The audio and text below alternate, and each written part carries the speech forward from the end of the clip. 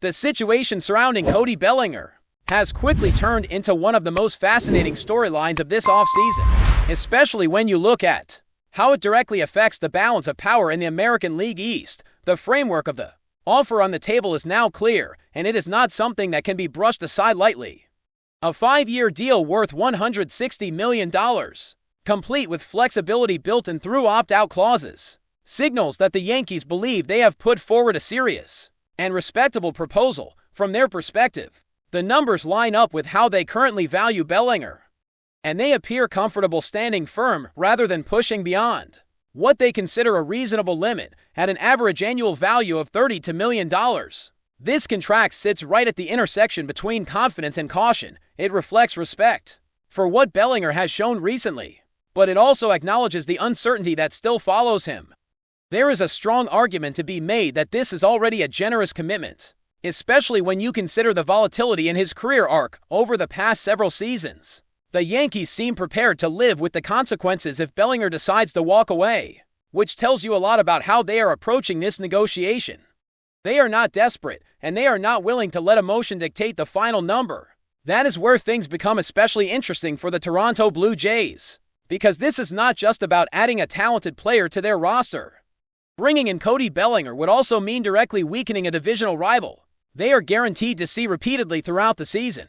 In a division as competitive as the American League East, that kind of subtraction can matter almost as much as the addition itself. If Bellinger leaves New York, the Yankees lose a stabilizing presence in their lineup. Someone who made it far more difficult for opposing pitchers to simply pitch around Aaron Judge. Last season was a clear reminder of how impactful Bellinger can be when he is locked in. He finished with 29 home runs and 98 runs batted in.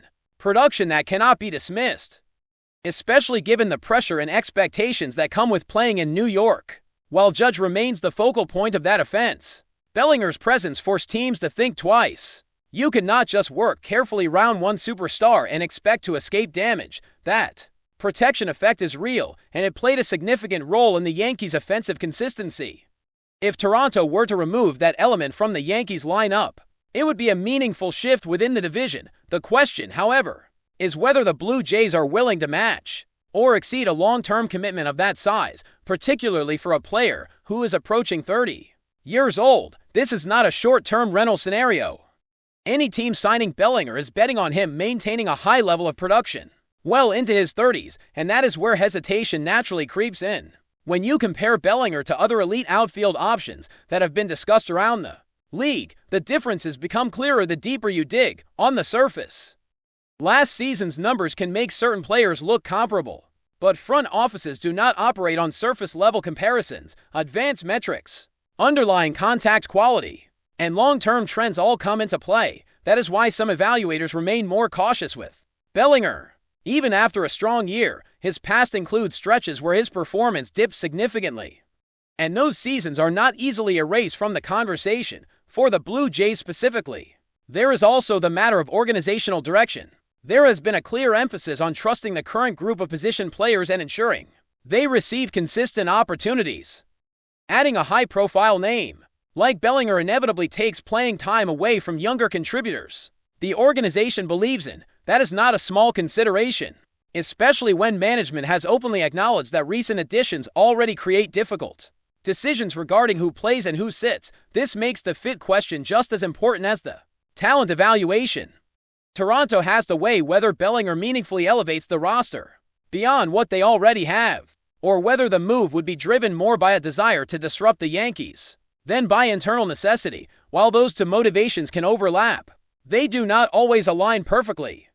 A signing motivated primarily by external competition can quickly become problematic if the internal fit is not seamless. Still, it would be unfair to downplay what Bellinger brings to the table. When he is at his best, he is a strong defender with the ability to handle multiple positions. He runs the bases well, and he brings a left-handed bat that many lineups covet. His approach at the plate has matured, with solid walk rates and manageable strikeout numbers, traits that generally age better than raw power alone. In a lineup that already has depth, he can slot in without needing to carry the entire offensive burden. The long-term risk, however, remains the central point of debate. Bellinger's career has not followed a perfectly linear path. and teams are well aware of the seasons where his production fell well below expectations. Those years linger in the background of every negotiation, especially when a 5-year commitment is being discussed. If his recent success represents a true reset, then the contract could look perfectly reasonable. If not,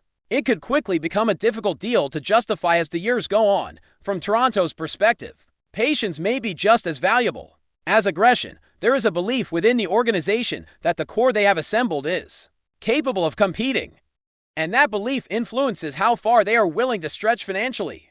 They do not appear inclined to chase every available name simply because the opportunity exists. Instead, they seem focused on targeted moves that align cleanly with their long-term vision, even if that means letting a high-profile player land elsewhere. At the same time, the reality of divisional competition cannot be ignored. Every game against the Yankees carries weight, and any move that shifts that balance deserves serious consideration. The idea of facing a New York lineup without Bellinger in it is undeniably appealing for Toronto, especially over the course of a long season filled with tight matchups and slim margins. Whether that appeal is strong enough to justify a major financial commitment is the calculation that ultimately defines this situation. As things stand, the decision rests squarely with Cody Bellinger. He has a substantial offer on the table, one that many players would accept without hesitation if he believes his market can push higher, or that a different environment offers a better long-term outlook. He may choose to wait. Teams like Toronto will be watching closely, weighing every variable, knowing that whatever choice Bellinger makes will ripple through the division in ways that go far beyond a single contract negotiation. Looking deeper into the Blue Jays roster construction, the hesitation around a move like this becomes easier to understand. Toronto is not just evaluating Cody Bellinger as an isolated talent, but as a piece that must coexist with a group of players they believe are still ascending. Playing time is not an abstract concept for this front office. It is something they have repeatedly emphasized as a priority. And any major signing immediately creates a domino effect across the lineup. When you commit long-term money to an everyday player, that commitment does not exist in a vacuum.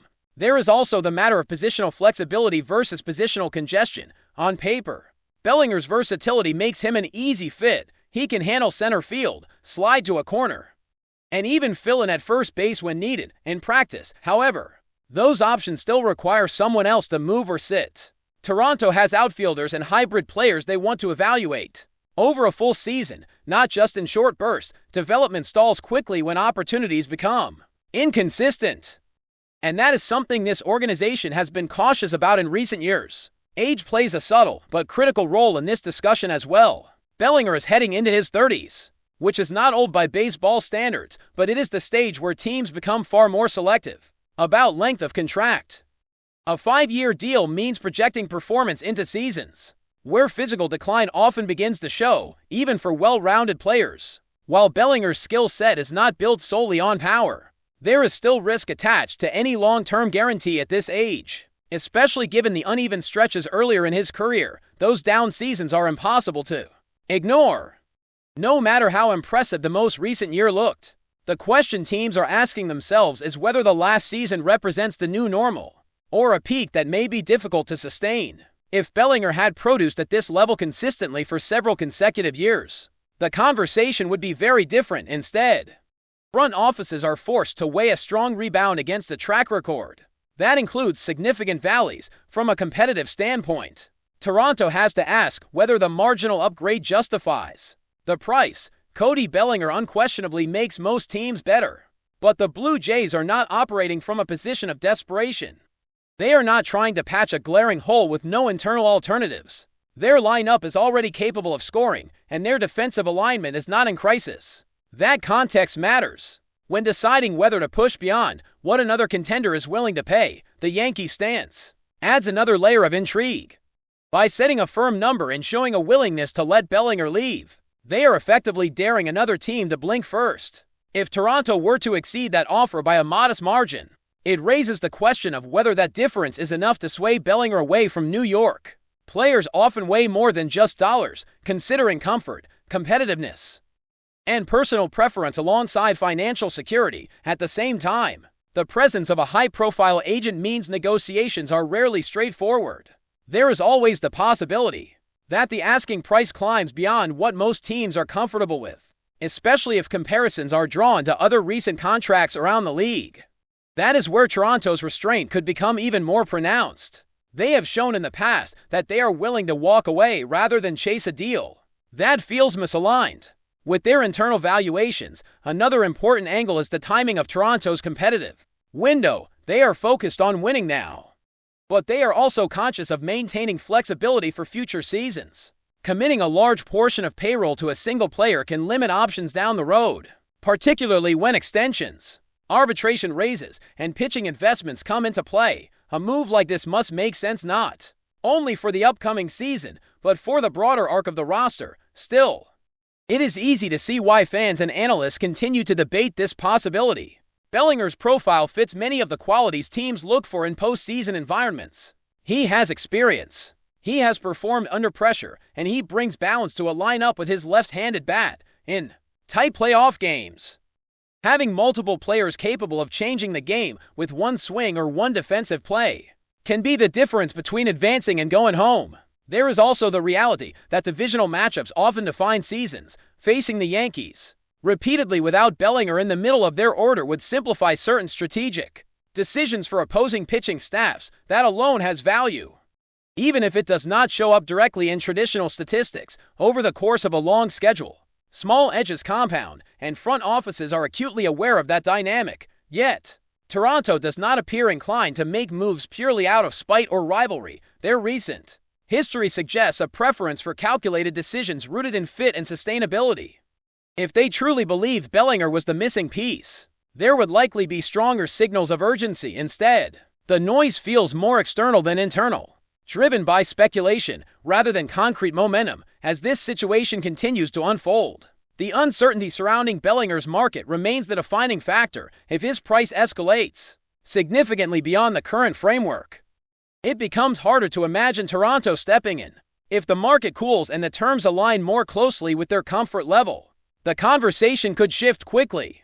That fluidity is what makes this such a compelling storyline, because it sits at the intersection of talent evaluation, financial discipline, and divisional strategy. For now, the Blue Jays appear content to observe rather than dictate. They understand the impact Bellinger could have, both for themselves and for the Yankees, but they also understand the cost of acting impulsively until the variables change. This feels less like an imminent move and more like a scenario being monitored closely, one that could evolve suddenly if the market takes an unexpected turn. But before we move forward, don't forget to join our channel and give this video a like. Your support helps us keep delivering the latest news about the Los Angeles Dodgers. We'd love to hear your thoughts on the news, so drop a comment below. What began as a blurry image taken from a distance has quickly turned into one of the most talked about whispers in California baseball circles. A player long associated with the San Francisco Giants, celebrated for his loyalty, clutch moments, and emotional bond with the fanbase, was allegedly spotted wearing a Los Angeles Dodgers cap.